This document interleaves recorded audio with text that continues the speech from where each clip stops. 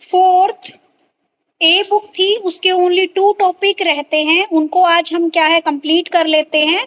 फिर fourth B book रह जाएगी हमारे सिलेबस के अकॉर्डिंग और फिर हमारा कंप्लीट हो जाएगा।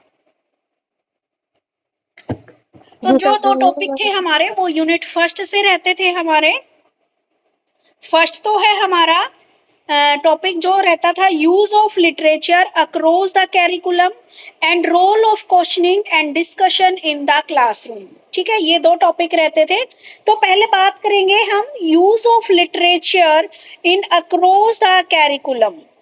ठीक है, कि जो हमारा पाठ्यक्रम है उसमें साहित्य का क्या उपयोग है। ठीक है, लिटरेचर का क्या यूज है हमारे कैरिकुलम में। तो जो लिटरेचर है वो हमारी मानव जीवन की जो यानी कि हमारा जो साहित्य है, लिटरेचर है, वह ह्यूमन लाइफ, हमारी सोसाइटी, हमारा कल्चर और जो हमारी फीलिंग है उनका मिरर होता है। ठीक है, तो एजुकेशन के एरिया में लिटरेचर का उपयोग केवल लैंग्वेज सिखाने तक ही सीमित नहीं है, बल्कि ये जितने भी सब्जेक्ट हैं उनकी स्टडी और उनकी टीचिंग में भी सहायक होता है।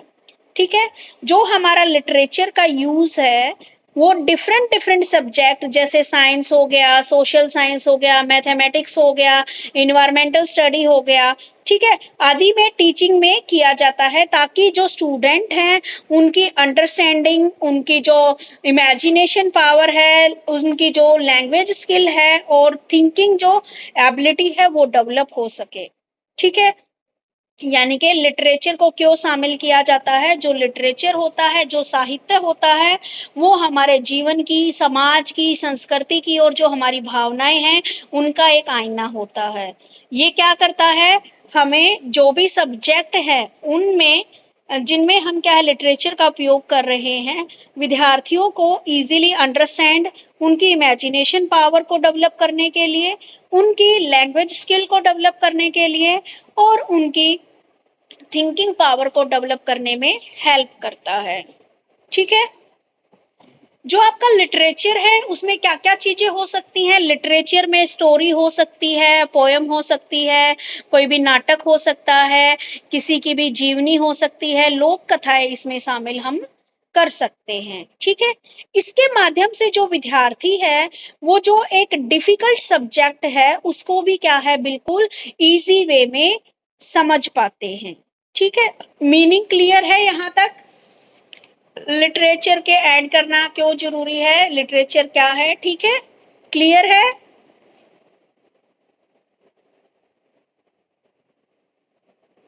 ठीक है, उसके बाद बात आती है आपकी जो हमारा कैरिकुलम है उसमें साहित्य के उपयोग के उद्देश्य, यानी कि पाठ्यक्रम में जो हमारा यानी कि use of literature across the curriculum, इसके क्या ऑब्जेक्टिव है, यानी कि लिटरेचर को हमारे सिलेबस में या हमारे कैरिकुलम में ऐड करने के क्या ऑब्जेक्टिव हैं, क्यों हमने इसको ऐड किया। तो क्यों ऐड किया भाई, एक तो जितने भी स्टूडेंट्स हैं उनकी लैंग्वेज स्किल को डेवलप करने के लिए, और जो आपका सब्जेक्ट है उसको बहुत इजी और इंटरेस्टिंग बनाने के लिए, ठीक है, आपकी इमेजिनेशन पावर को बढ़ाने के लिए, आपके अंदर मोरल वैल्यूज को डेवलप करने के लिए, सोशल वैल्यूज को डेवलप करने के लिए, आपके अंदर जो क्रिटिसिज्म वाली थिंकिंग है उसको डेवलप करने के लिए, और लास्ट जो प्रॉब्लम सॉल्विंग की जो एबिलिटी है उसको डेवलप करने के लिए कैरिकुलम के अंदर लिटरेचर को यूज करना जरूरी है। ठीक है, तो ये इसके ऑब्जेक्टिव है हमारे लिटरेचर को शामिल करने के पीछे, ये ऑब्जेक्टिव है। अब भाई इसका क्या मेन तरीका है कि किस तरीके से हम लिटरेचर को क्या कर सकते हैं, कैरिकुलम में यूज कर सकते हैं, कौन कौन से तरीके से। ठीक है, एक तो है हमारा इसमें डिफरेंट डिफरेंट वेज इन्होंने दे रखा है। सबसे पहले तो हम देखते हैं लैंग्वेज टीचिंग में हम यूज करते हैं लिटरेचर का, एक हम सोशल साइंस में यूज करते हैं लिटरेचर का, एक हम साइंस टीचिंग में भी लिटरेचर का यूज करते हैं, उसके बाद मैथमेटिक्स में भी लिटरेचर का यूज करते हैं, उसके बाद हमारी जो मोरल एजुकेशन है उसमें भी हम लिटरेचर का यूज करते हैं। ठीक है, तो डिफरेंट डिफरेंट इन्होंने बताया कि कहाँ कहाँ पर हम लिटरेचर को यूज कर सकते हैं। तो सबसे पहले बात आती है जो हमारी लैंग्वेज टीचिंग है उसमें लिटरेचर का क्या उपयोग है। लैंग्वेज टीचिंग में आप क्या है किस तरीके से कर सकते हो, जैसे आप कहानी, स्टोरी टेलिंग, पोयम, कोई भी नाटक है उसके माध्यम से आप क्या है बच्चों को पढ़ाते हो। बच्चे को पढ़ाना लिखाना, बच्चे के कौन कौन से, जब आप बच्चे को कहानी सुनाते हो, कविता सुनाते हो या फिर नाटक के माध्यम से बच्चे के अंदर क्या क्या चीज आप डेवलप कर रहे हो, बच्चे की LSRW सारी की सारी चीजें क्या हो रही हैं इसके अंदर काउंट हो रही है। यानी कि L फॉर लिसनिंग, बच्चा सुन रहा है, लिसनिंग हो रही है, ठीक है। S फॉर स्पीकिंग भी आ गई इसमें, उनकी रीडिंग भी आ गई और उनका क्या हो गया राइटिंग भी आ गई। पहले वह कहानी को अच्छे से सुनता है, फिर वह सुनने के बाद बोलता है, कोई पात्र कोई जो समझ में नहीं आया वो पूछा है, उसके बाद खुद वो उस स्टोरी को पढ़ के देखता है एंड लास्ट में क्या है वह राइट करना सीख जाता है, ठीक है। हमें भी बचपन में क्या है बहुत सारी स्टोरीज के माध्यम से चीजें सिखाई जाती थी। अब क्या है बच्चा क्या है जब हम बच्चे को स्टोरी सुनाते हैं ना तो वो टर्मिनोलॉजी उसकी बढ़ती है, शब्दावली बच्चे की इंक्रीज होती है। और जब हम बच्चे को क्या है पोयम सिखाते हैं, ठीक है, पोयम सिखाते हैं तो उसका उच्चारण, उसकी राइमिंग क्या है, ठीक है, उससे सिखाते हैं, ठीक है। जैसे हम तो पोयम बोलते हैं, आजकल के बच्चे पोम बोलते हैं, ठीक है। तो उसकी क्या सही उच्चारण है उस पोयम का और क्या रिदम्स उसमें यूज किए गए हैं, वो सारी चीजें बच्चे को हम सिखाते हैं। उसके बाद ये तो थी हमारी लैंग्वेज के अंदर, इंग्लिश के अंदर या हिंदी के अंदर, ठीक है, कि जब हम बच्चे को सिखाते हैं तो ये यूज करते हैं। उसके बाद है आपका सोशल साइंस में साहित्य का उपयोग। सोशल साइंस में क्या है, आपकी हिस्ट्री आ गई, आपकी लगा लो कोई भी आप अपने इतिहास से रिलेटेड लिटरेचर उसमें डालते हो, अपने कल्चर से रिलेटेड, ठीक है, ताकि समाज को समझने के लिए, जो हमारी सोसाइटी उसको समझने के लिए हम लिटरेचर का उपयोग करते हैं। हमारी हिस्ट्री को समझने के लिए, अपने कल्चर को समझने के लिए हम सोशल साइंस में क्या करते हैं लिटरेचर का उपयोग करते हैं, ठीक है। अब क्या है जो स्वतंत्रता सेनानी है, जैसे क्या है जितने भी हमारे, जैसे हमारा देश पहले गुलाम था, तो हम क्या है जो हमारी स्टोरीज हैं, हमारी इंडिपेंडेंस से रिलेटेड जितने भी किस्से हैं उनकी जीवनी पढ़ाना, जितने भी हमारे जो फ्रीडम फाइटर्स थे उनकी लाइफ के बारे में पढ़ाना, जो भी लोक कथाएं थी जो हमारी परंपराओं को साझा करती है उनके बारे में बच्चे को पढ़ाना।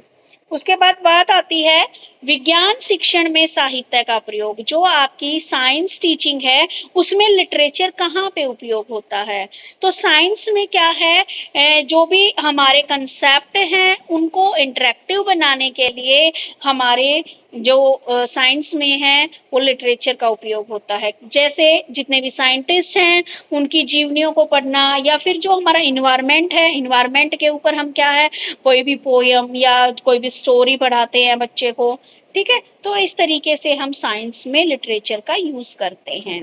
उसके बाद बात आती है भाई मैथ में कैसे आप लिटरेचर का यूज करोगे, तो मैथ में भी क्या है आपने देखा होगा ना NCERT का जो मैथमेटिक्स है ना 1 से लेकर 5th क्लास तक का, उसमें सारा का सारा क्या है स्टोरी टेलिंग मेथड से आपको वो समझाया गया है। एक्टिविटीज के में मोड से आपको क्या है मैथ को समझाने की कोशिश की गई है। तो इस तरह से मैथ में किसको यूज किया है लिटरेचर को यूज किया है, ठीक है। आप में क्या है कभी देखना जो 1st से लेकर 5th तक की NCERT की बुक हैं, किसी प्राइवेट ऑथर की नहीं, सिर्फ NCERT की बुक्स। तो इसमें क्या क्या एग्जाम्पल है आपके, संख्या आधारित कहानियां हैं, पहेलियां हैं, या फिर आप कोई भी खेल का यूज इसमें कर रहे हो, ठीक है। तो ये सारे क्या है लिटरेचर को यूज करने के तरीके हैं किसके अंदर, मैथमेटिक्स के अंदर।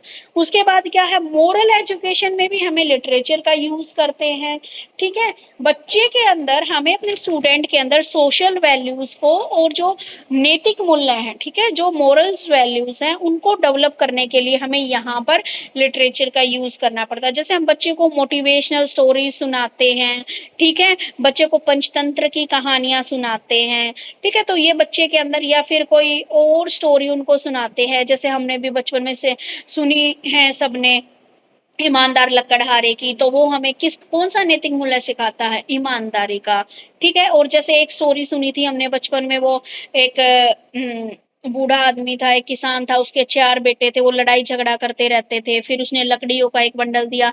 तो ये वाली स्टोरी हमने जो सुनी थी, तो ये क्या है, हमारे अंदर कौन सा वैल्यूज को डेवलप कर रही है? एकता में बल को, ठीक है। तो डिफरेंट डिफरेंट जो हमने स्टोरीज पढ़ी हैं, उनके द्वारा हमारे अंदर जो भी हमारे नैतिक मूल्य हैं और जो भी हमारे यानी कि मोरल वैल्यूज और जो हमारी ह्यूमन वैल्यूज हैं, उनको डेवलप करना चाहते हैं, ठीक है। तो एक ये था।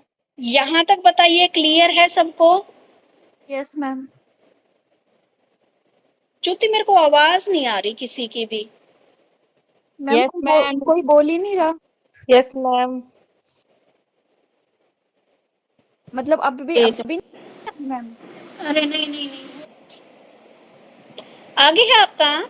जब आप लिटरेचर को यूज करते हो अपने कैरिकुलम में, तो इसके क्या लाभ है आपको, ठीक है। तो इसके हम बेनिफिट के बारे में पढ़ेंगे। तो इससे क्या होएगा, सबसे पहले तो आपको जो आपका कैरिकुलम है, वो आपको क्या लगेगा? बिल्कुल ही इजी लगेगा, सब easy। पढ़ने में मजा आएगा। हाँ जी, आपको क्या इंटरेस्टिंग लगेगा? मैं ना इसको वापस हेलो मैम। हेलो बेटे, मैंने वापस उस पे ही कर दिया है। देखो बेटा, अब हमारा सिलेबस में जब हम इसको लिटरेचर को यूज करते हैं, तो इसके क्या क्या बेनिफिट होते हैं हमें? एक तो हमें इंटरेस्टिंग हो जाती है हमारी चीजें, यानी कि जब लिटरेचर के द्वारा हम पढ़ा रहे हैं बच्चे को, तो बच्चे को ये लगता है, उसका इंटरेस्ट बढ़ता है, उसको लगता है कि क्लास में ये सारी चीजें मौजूद हैं, ठीक है। उसको खुद से कोरिलेट करके वो पढ़ता है। आगे जो उसकी क्या है, लैंग्वेज डेवलपमेंट होती है, क्योंकि वो लिटरेचर के जरिए, कहानियों के जरिए सुन रहे हैं। उनकी जो कहानी में जो जो शब्द यूज हुए, शब्दावली बढ़ती है, टर्मिनोलॉजी बढ़ती है, कीवर्ड्स एक्सप्रेस करने का तरीका उनका, क्योंकि वो कहानी के जरिए जब टीचर आपको पढ़ा रहा है, तो एक्सप्रेशन भी देता है, तो बच्चे भी क्या है, उनका भी एक्सप्रेशन देने का जो तरीका है वो सुधरता है। आगे क्रिएटिविटी डेवलप होती है, तो जो कविता है, कहानी है और जो नाटक है, वो विद्यार्थी की जो इमेजिनेशन पावर है उसको बढ़ाते हैं, ठीक है। आपने कोई कविता सुनी, या तो आप बच्चे क्या करते हैं, छोटे बच्चे उसी पोयम के आधार पर कुछ नई कविता भी इन्वेंट करने की, दो दो तीन तीन लाइनें जोड़ के, कोई और 2-3 पोयम जोड़ के, ऐसे क्या करते हैं, वो मिक्स करके कोई नई कविता बनाने की कोशिश करते हैं, ठीक है। तो उनकी इमेजिनेशन पावर बढ़ती है। आगे इमोशनल डेवलपमेंट, ये बात बिल्कुल सही है भाई। मान लीजिए हम बचपन में जब सुनते थे, तो हम भगत सिंह की स्टोरी सुनते थे, या कुछ और जितने भी फ्रीडम फाइटर की स्टोरी, तो सुनते सुनते ना रोना आ जाता था। तो ये क्या है, हमारे इमोशंस को, हमें अपने देश के प्रति जो प्यार है उसको भी दिखा रहे हैं, हमारे देश के प्रति हमारे अंदर राष्ट्रीयता की भावना भरने में भी हेल्प कर रहे हैं, और जो फीलिंग्स हैं उनको भी, ठीक है। हाँ जी, कल्पना शक्ति, इमेजिनेशन पावर बोल दिया। तो साहित्य विद्यार्थियों की जो भावनाएं हैं और उनके एक्सपीरियंस को समझने में हेल्प करता है, ठीक है। दूसरों की जो भावनाएं हैं, यानी कि जब आप देखो, आप कभी भी कोई भी फ्रीडम से रिलेटेड कोई भी स्टोरी आप सुनते हो, तो आपके मन में भी वो भावनाएं, वो फीलिंग, रोना आता है, ठीक है। तो ये क्या है, हमारी इमोशनल डेवलपमेंट में भी हेल्प है। उसके बाद क्या है, एक जो हमारी क्रिटिकल थिंकिंग को डेवलप करते हैं, कि जो भी विचार है और जो भी हमारे क्या है, जो भी इवेंट या कोई भी घटनाएं हुई हैं, उनका एनालिसिस करना ये सीखते हैं, ठीक है।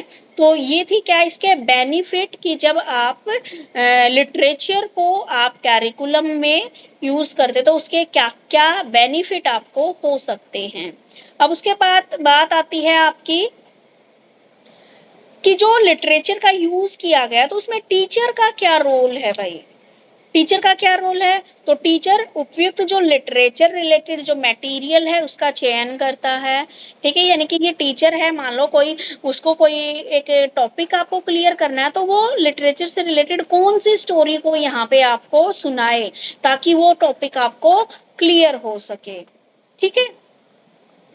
उसके बाद जो स्टूडेंट है, हमारे स्टूडेंट की एज और इंटरेस्ट के अकॉर्डिंग क्या है, हम मटेरियल चूज करते हैं। अगर मान लो छोटा बच्चा, तो उसको हम उस लेवल की स्टोरी सुनाएंगे। अगर मान लो बड़े बच्चे, तो उनको डिटेल में बताएंगे, ठीक है। अब टीचर की और क्या रोल हो सकता है भाई, एक्टिविटीज को भी करवा सकता है टीचर क्लास में, ठीक है, आपके डिबेट्स भी करवा सकता है, ग्रुप डिस्कशन भी करवा सकता है, ठीक है, इसी लिटरेचर के टॉपिक के ऊपर। उसके बाद जितने भी स्टूडेंट हैं उनको क्या है, उनके विचारों की स्वतंत्रता का अपॉर्चुनिटी उनको मिलती है, यानी कि हर एक बच्चा बिना डरे फ्रीली माइंड से क्या है, कोई अपने विचार यहाँ पे प्रस्तुत कर सकता है। तो ये है टीचर के। लेकिन क्या है, कुछ इसके हमारे सामने कुछ चुनौतियां भी आती हैं, ठीक है, हमारे इसको जब हम यूज करते हैं लिटरेचर को, क्या क्या हमारे सामने इसकी डिसएडवांटेजेस आती हैं या क्या क्या हमारे सामने इसके थ्रेड्स हमारे सामने आते हैं। तो एक तो जितने भी सारे सब्जेक्ट हैं, सारे सब्जेक्ट्स के लिए लिटरेचर अवेलेबल नहीं है। दूसरा हमारे पास क्या है, टाइम की कमी है, ठीक है, टाइम की कमी है। स्टूडेंट्स को क्या है, जो लैंग्वेज है उसको समझने में अंतर है, विद्यार्थियों की भाषा समझ में अंतर है। अब देखो भाई, हम लिटरेचर पढ़ा रहे हैं तो कई बच्चों को क्या होता है, जो लैंग्वेज से रिलेटेड अंडरस्टैंडिंग में क्या है, डिफरेंस हो सकता है। उसके बाद है टीचर्स को क्या है, जो ट्रेनिंग की कमी हो सकती है, जितने भी टीचर्स है हो सकता है उनके पास उनको अच्छे से ट्रेनिंग ना मिली हो, तो वो उसमें कुछ कमी छोड़ सकते हैं लिटरेचर को दिखाने में, ठीक है। अब एट लास्ट हम इसके कंक्लूजन पे पहुंचते हैं कि जो हमारा कैरिकुलम है उसमें लिटरेचर का जब हम यूज करते हैं तो हमारी जो टीचिंग है वो बड़ी इफेक्टिव और एक क्या है, मीनिंगफुल टीचिंग बन जाती है। ये केवल हमारी लैंग्वेज, ठीक है बेटा, तो एट लास्ट हम क्या कहेंगे है, ठीक है, जिससे केवल हम लैंग्वेज ही नहीं सीखते बल्कि जो हमारे सब्जेक्ट है उनको भी अंडरस्टैंड हमें ये करवाता है। एक जो स्टूडेंट है उसकी इंटेलेक्चुअल डेवलपमेंट में हेल्प कर, उसकी सोशल डेवलपमेंट हो रही है, बच्चे की इमोशनल डेवलपमेंट हो रही है, बच्चे की मोरल डेवलपमेंट हो रही है, ठीक है। तो इसलिए अगर हम एट प्रेजेंट देखें तो हमें क्या है, बच्चे को अगर सही से तरीके से चीजें सिखानी हैं तो हमें क्या करना चाहिए, लिटरेचर के साथ जोड़कर, यानी कि किसी स्टोरी के माध्यम से, किसी कविता के माध्यम से, किसी जीवनी के माध्यम से हमें बच्चे को सिखाना चाहिए, ठीक है। तो क्लियर है ये वाला topic, use of literature across the curriculum. Okay बेटे, उसके बाद एट द लास्ट एक रह गया है टॉपिक आपका, role of questionnaire and discussion in the classroom. कि क्लास में जब हम क्वेश्चन करते हैं या जब हम आपस में डिस्कशन करते हैं तो इसका क्या रोल है, क्यों करते हैं भाई हम डिस्कशन, क्यों हम क्वेश्चन पूछते हैं, इसका क्या रोल है, उसके बारे में अब हम पढ़ेंगे, ठीक है। अगर हम देखें तो जो हमारी क्लासरूम की जो टीचिंग लर्निंग जो प्रोसेस होती है उसमें क्वेश्चनिंग और जो डिस्कशन होते हैं वो आपकी टीचिंग की ही एक टेक्निक है, ठीक है। दोनों मेथड क्या है, अगर मैं क्वेश्चन पूछूंगी तब भी आप एक्टिवली पार्टिसिपेट करोगे यहाँ पे, अगर मैं आपसे डिस्कशन कर रही हूँ तब भी आप एक्टिव तरीके से मेरी क्लास में प्रेजेंट रहोगे, ठीक है। तो ये क्या है, बच्चे के सक्रिय रूप से यानी कि एक्टिव तरीके से सीखने में हेल्प करता है। जब आप किसी बच्चे से, मान लीजिए मैं आपसे क्वेश्चन पूछ रही हूँ तो आपकी सोचने की पावर यहाँ पे बढ़ रही है, समझने की, और जो आपका आंसर देने की जो क्षमता है वो डेवलप होती है, ठीक है। तो आपकी समझने की और उत्तर देने की जो क्षमता है वो डेवलप होती है आपकी। जब आप डिस्कशन करते हैं तो डिस्कशन के माध्यम से आप अपने विचारों को क्या कर रहे हो, मेरे साथ कम्युनिकेट कर रहे हो। बाकी जो आपके साथ जो बच्चे हैं, जो आपके क्लास फेलोज हैं, आप उनके साथ अपने विचारों को क्या कर रहे हो, कम्युनिकेट कर रहे हो। और आप क्या है, जो एक जब डिस्कशन के लिए मैं टॉपिक देती हूँ तो हर एक बच्चा अपनी आइडियोलॉजी के अकॉर्डिंग उसको बिल्कुल गहराई से, डिप्थ से क्या है उसको समझाने की कोशिश करता है। तो इसलिए क्लास में जो क्वेश्चनिंग है और जो डिस्कशन है वो क्या है, केवल सिर्फ टीचर सेंटर्ड नहीं है बल्कि क्या है, स्टूडेंट सेंटर्ड आपकी क्लास को बनाते हैं, है ना। एक तो मैं आती रहूं, बोलती रहूं 2 घंटे तक बोल के चली जाऊं, तो लेकिन इसके लिए क्या है, हमारा जो टीचर केंद्रित न रहकर हमारा क्या है, स्टूडेंट सेंटर्ड भी हमारी क्लासरूम होती है, ठीक है। तो इससे क्या होएगा, अगर मैं ये दोनों मौके बच्चों को देती हूँ क्वेश्चनिंग के और डिस्कशन के, तो इससे मेरी क्लास में जो बच्चे हैं वो क्या रहेंगे, उनके अंदर कॉन्फिडेंस बिल्डअप होएगा, उनकी लॉजिकल पावर बढ़ेगी, उनकी कम्युनिकेशन स्किल डेवलप होएगी। ठीक है, तो इसके लिए क्या है, हमारा क्वेश्चनिंग का और डिस्कशन का बहुत इंपॉर्टेंट रोल है हमारे टीचिंग में या हमारे क्लासरूम में। ठीक है, मीनिंग क्लियर है? ओके, चलिए आगे चलते हैं। रोल ऑफ क्वेश्चनिंग, अब हम अलग अलग करेंगे, क्वेश्चनिंग का क्या रोल है एंड डिस्कशन का क्या रोल है। क्वेश्चनिंग में क्या है, आप क्या करते हो, एक तो बच्चे का क्या है, जो कंसंट्रेशन है उसको क्या करे, अट्रैक्ट कर रहे हो। दूसरा, बच्चे की जो प्रीवियस नॉलेज है उसको इवैल्यूएट कर रहे हो आप। तीसरा, आप जो बच्चे की थिंकिंग पावर कितनी है उसका इवैल्यूएशन कर रहे हो आप। ये देखना चाहते हो कि बच्चे ने कहाँ तक सीखा है। ठीक है, और बच्चे के अंदर क्यूरियोसिटी उत्पन्न करना चाहते हो। ठीक है, पार्टिसिपेशन बढ़ाना। तो ये सारी चीजें किसमें काम आती है, आपकी रोल ऑफ क्वेश्चनियर में। देखो अब वन बाय वन हम इसको डिस्कस करते हैं। सबसे पहले तो आप क्या करते हो, क्वेश्चनियर के जरिए बच्चे का जो ध्यान है वो अपनी तरफ खींचते हो। ठीक है, कि जब क्लास में किसी भी बच्चे से क्वेश्चन पूछा जाता है तो बच्चा क्या करेगा, जब मैं पहले बोल दूं कि भाई आज मैं जो टॉपिक पढ़ाऊंगी आपका, उसे टॉपिक खत्म होते ही आपसे क्वेश्चन करूंगी, तो बच्चा बड़े ध्यान से आपके टॉपिक को समझेगा, सुनेगा और अपना पूरा का पूरा ध्यान वहीं पर क्या करेगा, केंद्रित करेगा। ठीक है, और वो क्या है, एक्टिव तरीके से, पैसिव नहीं रहेगा, वो एक्टिव तरीके से अपनी क्लास को अटेंड करेगा। तो क्या है, जो क्वेश्चनिंग है, बच्चे अलर्ट होके बैठते हैं फिर कि भाई कभी भी हमारा नंबर आ सकता है। दूसरी बात, आपके प्रीवियस नॉलेज की टेस्टिंग होती है। ठीक है, तो जो टीचर है वो क्वेश्चंस के माध्यम से सबसे पहले तो स्टूडेंट्स को ये जानना चाहता है कि पहले इसने कितना पढ़ा है, क्या इसको आता है, कितना इसको समझ है। ठीक है, तो प्रीवियस नॉलेज की जांच करता है। अब जैसे देखो हमारा ये, जब मैंने स्टार्ट किया ये बुक, तो LSRW आपकी लर्निंग की भी, आपकी लिसनिंग की भी, स्पीकिंग की भी, रीडिंग की भी, चारों टॉपिक मैंने आपको पिछले साल पढ़ा रखे हैं। तो मैंने आते ही पहले आप लोगों से ये पूछा था कि आपको ये कितना आता है। अगर अब तुम लोगों ने सबने बता दिया तो बता दिया, तो भाई मेरे को सेटिस्फेक्शन हो गया, हाँ कि मेरे बच्चों को आता है, तो फिर मैंने उसको आगे करवाया। ठीक है, उसके बाद है बच्चे की जो सोचने की क्षमता है वो डेवलप होती है। हाँ जी, मैंने आपको क्वेश्चन दिया, मैंने बोला 5 मिनट है आप लोगों के पास, सोच के मेरे को जवाब दीजिए।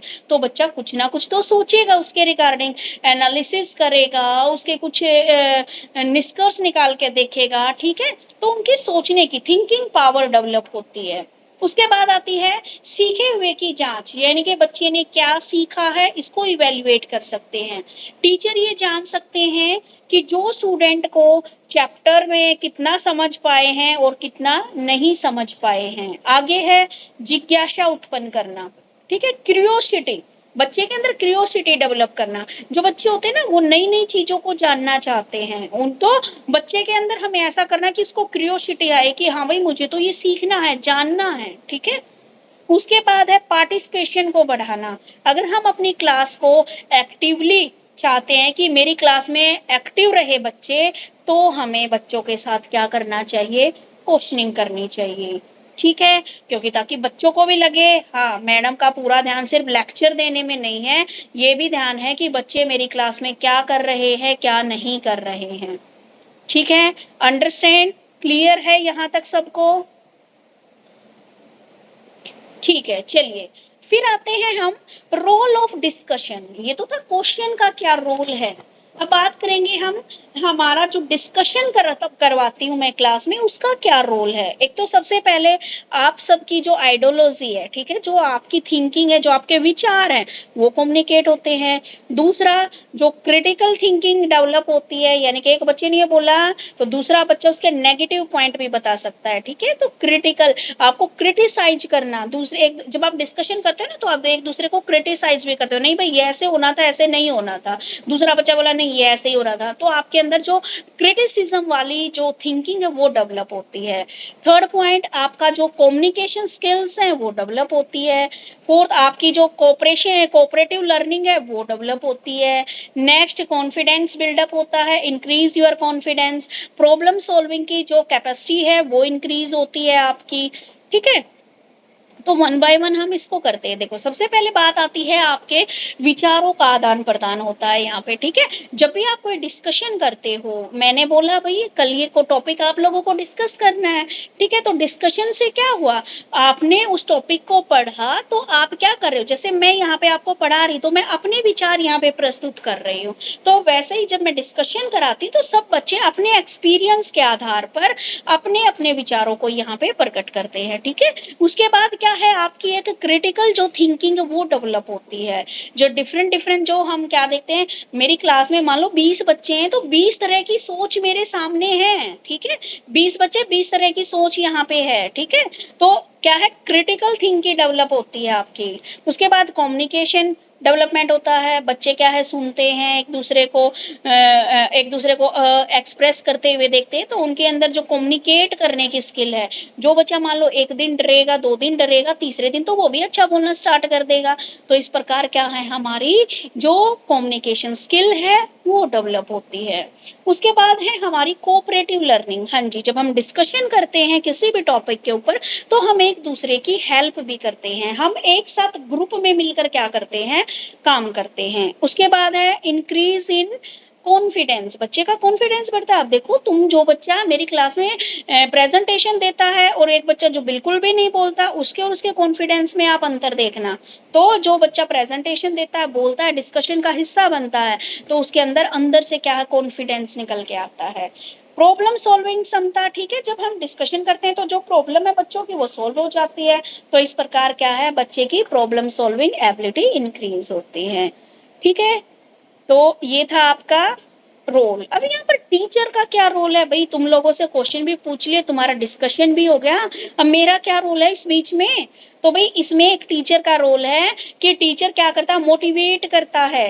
भाई ये बात तो सच है, मैं बीच बीच में आपको बोलती हूँ ना कि यहाँ पे तुम बोला करो ताकि आगे तुम्हारे इन फ्यूचर जब आप इंटरव्यू दोगे तो वहां पर हिचक नहीं रहेगी आपको, ठीक है।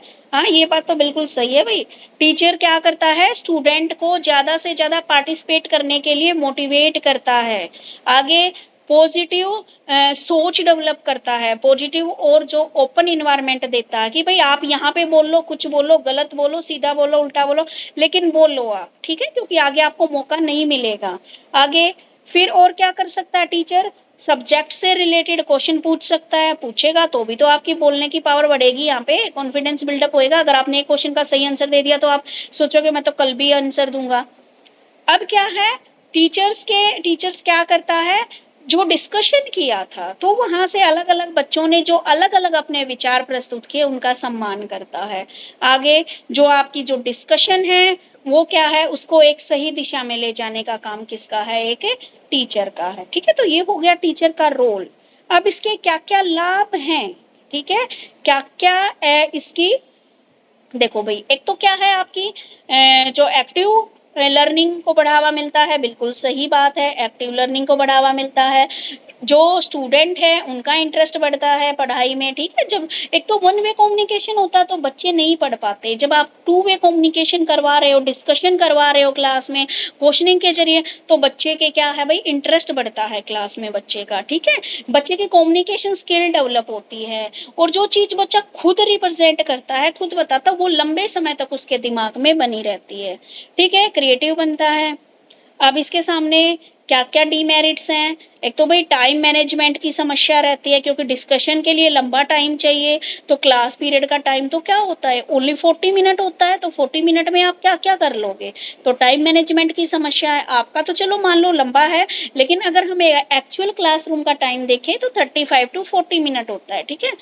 अब क्या है, क्लास में इतनी देर तक क्या है, डिसिप्लिन बनाए रखना, मेंटेन करना डिसिप्लिन को, ये भी क्या होता है, एक डिफिकल्ट टास्क होता है, ठीक है। और सभी विद्यार्थियों, और मान लीजिए मेरी क्लास में अगर 50 स्टूडेंट हैं तो भाई 40 मिनट में मुझे नहीं लगता कि सब स्टूडेंट को क्या है मौका मिलेगा बोलने का, ठीक है, तो सभी विद्यार्थियों को क्या है, अवसर नहीं मिल पाता। तो एट लास्ट यही है आपका कंक्लूजन में कि जो क्लास है, क्लासरूम में क्वेश्चनिंग यानी कि जो क्वेश्चनिंग है और जो डिस्कशन है वो आपकी टीचिंग लर्निंग की एक इफेक्टिव मेथड है। ये विद्यार्थियों को क्या करती है, एक्टिव बनाती है, क्रिएटिव बनाती है, उनको क्या है, सेल्फ कॉन्फिडेंट उनको बनाती है। और इसके माध्यम से विद्यार्थी की इंटेलेक्चुअल, सोशल और लैंग्वेज डेवलप होती है। प्रत्येक जो शिक्षक होता है, जो टीचर होता है, वो अपनी क्लास को इफेक्टिव बनाना चाहता है। तो क्वेश्चनिंग और डिस्कशन के माध्यम से आपकी क्लास क्या है, एक्टिव और इंटरेस्टिंग बन जाती है। तो यही था, और आज आपकी जो 4th ए बुक है वो कंप्लीट हो गई। अब मुझे बताइए, क्लियर है सबको? Yes ma'am. कुछ कलम नहीं पढ़ सके। क्या मेरा मोबाइल चार्ज नहीं था इसलिए।